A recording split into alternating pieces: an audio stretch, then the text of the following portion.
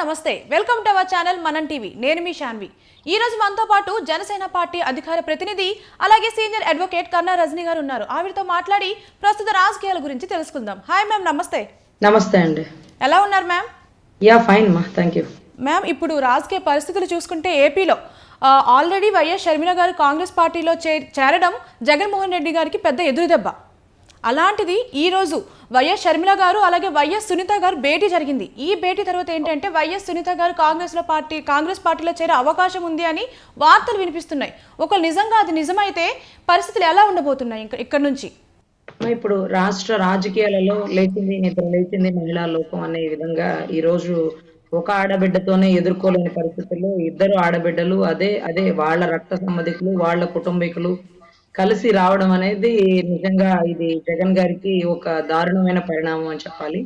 అదే రకంగా ఏదైతే వైఎస్ సునీతమ్మ గారు రాష్ట్రానికి సుపరిచితులండి ఏదైతే మనకి సంబంధించి వాళ్ళ తండ్రి గారి మరణానంతరం అంటే వివేకానంద రెడ్డి గారి మర్డర్ కేసు నుంచి స్టిల్ ఈ రోజుకు కూడా ఆవిడ ఒంటరి పోరాటం చేస్తూ ఉన్నారు. ఈ ఒంటరి పోరాటానికి సంబంధించిన కేసు వాదిస్తున్న అడ్వకేట్ సిద్ధార్థ లూథ్రా గారండి. ఎవరైతే సిద్ధార్థ లూథ్రా అడ్వకేట్ ఉన్నారో అదే అడ్వకేట్ గారు ఏదైతే చంద్రబాబు నాయుడు గారికి సంబంధించి సెక్షన్ 17 సబ్ క్లాస్ ఏ కానీ ఏసీబీ కోర్టుకు సంబంధించిన కేసులు కానీ వాదిస్తున్నటువంటి అడ్వకేట్. అటువంటి టాప్ మోస్ట్ అడ్వకేట్ కేసు వాదిస్తున్నారు. అంటే ఈ పదాన్ని ఎందుకు చెప్పాల్సి వస్తుందంటేనండి గౌరవ జగన్మోహన్ రెడ్డి గారు చెప్పారు మొన్నటి రోజు మీటింగ్ లో స్టార్ క్యాంపెయినర్లని దించుతున్నారు చంద్రబాబు గారు అని. అదే రకంగా అదేంటో స్టార్ క్యాంపెయినర్లు అందరూ అటు బీజేపీ కానీ ఇటు కాంగ్రెస్ కానీ ఇటు జనసేన కానీ ప్రతి ఒక్కరూ ఈ రోజు చంద్రబాబు గారిని ముఖ్యమంత్రి చేయడం కోసం పడుతున్న తాపత్రయం చూస్తుంటే నాకు హాస్యాస్పదంగా ఉంటుంది అన్నారు. అంటే దాని అర్థం ఏంటంటే అందరూ కలిసి ఒక వ్యక్తిని ముఖ్యమంత్రి చేయాలని తాపత్రయపడుతున్నారని తన అంతంత తానే తన నోటితో తానే చెప్తున్నాడా? సిద్ధం అంటే సర్దుకొని వెళ్ళిపోవడానికి సిద్ధం అయ్యాడా? ఒకరితోనే ఎదుర్కోలేని సమస్యలో ఇబ్బందికర పరిస్థితుల్లో ఇంకొక ఆడబిడ్డ తోడైందా? ఎవరి వైఎస్ సునీతమ్మ. ఈ సునీతమ్మ ఎవరైతే ఉన్నారో తండ్రి చావుకి ఆంతర్యం వెతుక్కోవాలన్న తరుణంలో కుటుంబ సహాయం అడిగినప్పుడు కుటుంబ సహాయాన్ని అర్థించినప్పుడు సహాయం చేయకుండా నిరాకరించి రాష్ట్ర ప్రభుత్వాన్ని కూడా నమ్మని పరిస్థితుల్లో తెలంగాణను ఆశ్రయిస్తూ సిబిఐ కోర్టుల చుట్టూ తిరుగుతున్నటువంటి పరిస్థితి. ఈ రోజు రాష్ట్ర ప్రజలందరికీ జగన్ మామయ్య నేనుగా ఉన్నాను లేకపోతే ఆడబిడ్డలకి తోడుగా ఉన్నాను అంటాడు. తన సొంత ఆడబిడ్డలు మరి రాజకీయంగా ఎందుకు ఎదగనివ్వట్ల?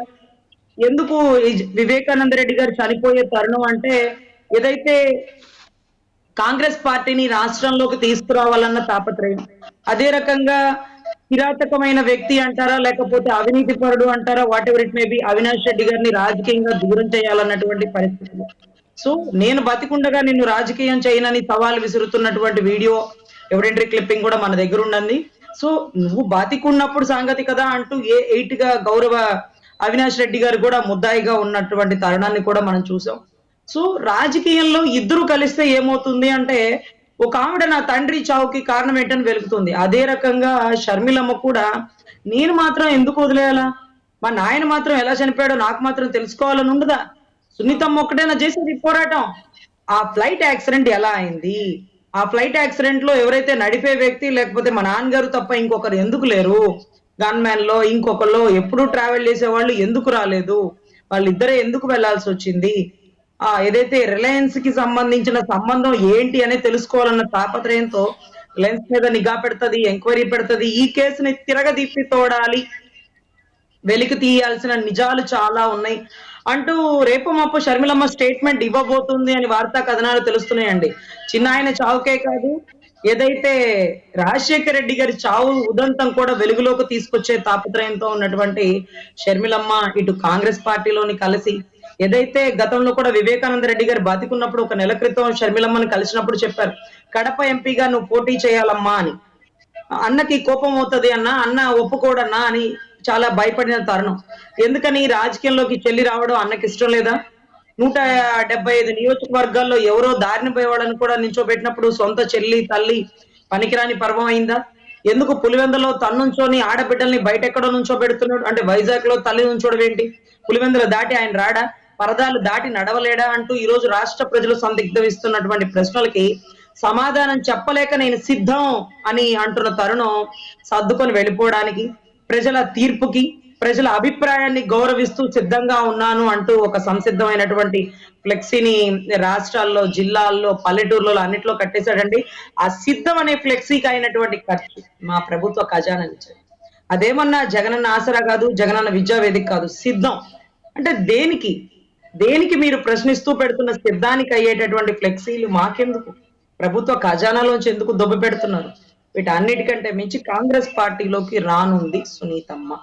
ఎందుకంటే ఆ తండ్రి సంకల్పం కాంగ్రెస్ పార్టీ, ఈ తండ్రి సంకల్పం కాంగ్రెస్ పార్టీ. అన్నదమ్ములు ఇద్దరు చిట్ట చివరి వరకు కాంగ్రెస్ పార్టీ గొడుగునే ఉన్నారు. కానీ ఇలా ఏదైతే జగన్ గారు స్థాపించినటువంటి పార్టీలో బలవంతంగా రావాల్సి వచ్చింది, ఇష్టం లేకుండా పని చేయాల్సి వచ్చింది.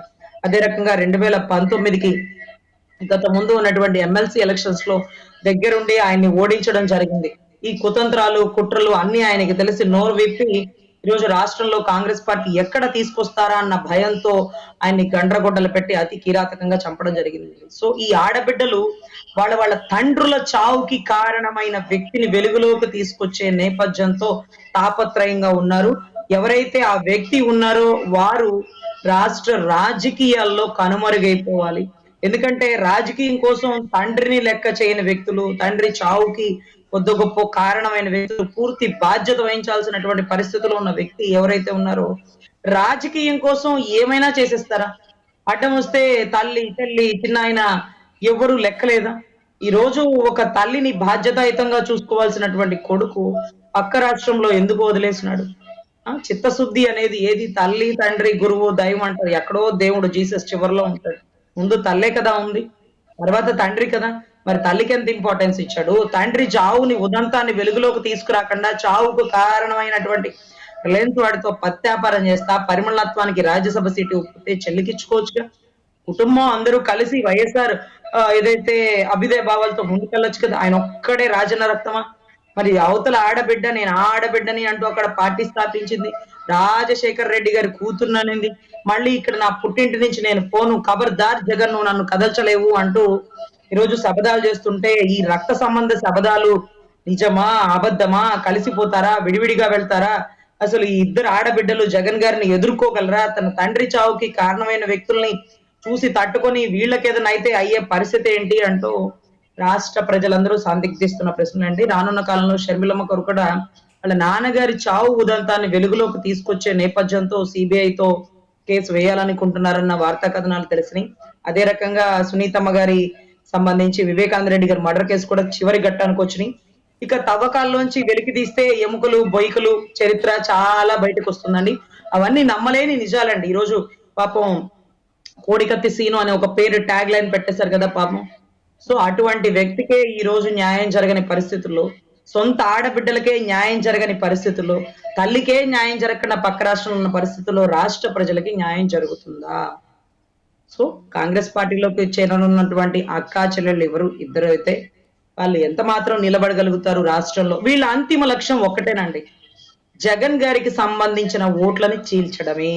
నా ఓట్లు 40% ఉన్నాయి అన్నాడు అనుకోండి, దాంట్లో 20% సానుభూతి కానీ క్రిస్టియాలిటీ ఓట్లు కానీ ఖచ్చితంగా షర్మిలమ్మకి, సునీతమ్మకి వెళ్ళిపోతుందండి. అందులోనూ సునీతమ్మ పోరాటం పులివెందల మొత్తం ఆదర్శప్రాయం. సో ఆమెను దాటి 100% పోరండి. సో ఖచ్చితంగా ఏదైతే అంతే గొప్ప ఫైట్ ఇచ్చినటువంటి బీటెక్ రవి గారు, సో అక్కడ ఎవరు నుంచుంటారో వాళ్ళు గెలవకపోవడం దేవుడరికి కానీ ఏదైతే జగన్ గారి ఓట్లను సగానికి పైగా చీల్చగలుగుద్ది షర్మిలమ్మ గాని, సునీతమ్మ గాని. అదే రకంగా ఈక్వల్ కి డబల్ ఈక్వల్ ఫైట్ ఇవ్వగలుగుతారు బీటెక్ రవి గారు. సో చూడాలి, ఇక్కడ ఏ ఒక్క ఓటు పక్కకు పోదండి, ఆయనకి సంబంధించిన ఓటు మాత్రమే చీలుతుంది. ఎందుకంటే ఒకటే రక్తం, ఇటు వేటేయాలా అటు ఓటేయాలా అంటే తప్పదు కదా.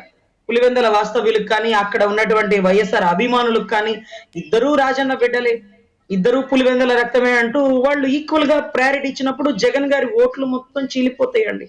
స్టార్ క్యాంపెయినర్లుగా వచ్చారు వీళ్ళందరూ, చంద్రబాబు గారిని గెలిపిస్తారు అంటున్నటువంటి జగన్ గారి మాటలు ఏమో నిజమేనేమో పాపం. వీళ్ళందరి అభిమానంతో అంతా చంద్రబాబు గారిని ముఖ్యమంత్రి చేయాలంత ఆపత్రం ఏమో అన్నటువంటి జగన్ గారి ఆలోచన చూడాలి, కరెక్ట్ ఏమో. సో ఎనీవే, రాష్ట్ర రాజకీయాల్లోకి ఆడబిడ్డలు రాబోతున్నారు, కాంగ్రెస్ పార్టీని మళ్ళీ రాష్ట్ర రాజకీయాల్లోకి తీసుకురాబోతున్నారు. ఇప్పుడే కాంగ్రెస్ పార్టీ నిలబడలేకపోయినప్పటికీ జగన్ గారికి సంబంధించిన సుభిక్షమైనటువంటి క్రిస్టియాలిటీ ఓట్లని 100% చీల్చగలుగుతారు. Thank you ma'am. నమస్తే.